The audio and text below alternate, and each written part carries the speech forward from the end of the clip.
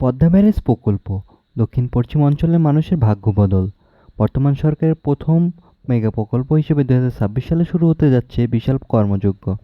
পানি সংকট নিরসন এবং নদী ব্যবস্থা পুনরুজ্জীবিত করতে পদ্মা ব্যারেজ প্রকল্প হাতে নেওয়া হয়েছে। প্রাথমিকভাবে 33,474 কোটি টাকা এবং প্রায় মোট ব্যয় ধরা হয়েছে 50,443 কোটি টাকা। প্রথম ধাপ 2033 সালের মধ্যে শেষ করার পরিকল্পনা রয়েছে।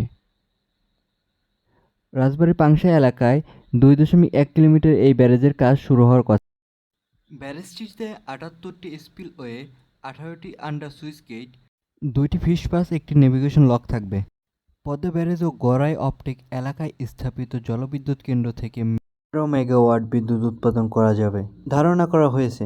পদ্মা নদীতে প্রায় 290 ঘনমিটার পানি সংরক্ষণের ক্ষমতা তৈরি হবে। ফলে মাথাভাঙা, গড়াই, মধুমতি, বালাসিয়া, ইছামতি এ ধরনের নদীগুলো পুনরুদ্ধার করা যাবে।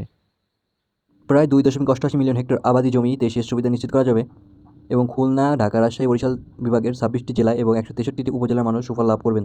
এছাড়াও কৃষি ও মৎস্য শিল্পেও গুরুত্বপূর্ণ ভূমিকা রাখবে। বছরে অতিরিক্ত 2.44 মিলিয়ন টন চাল এবং 2.34 মিলিয়ন টন মাছ উৎপাদনের লক্ষ্যমাত্রা ধরা হয়েছে।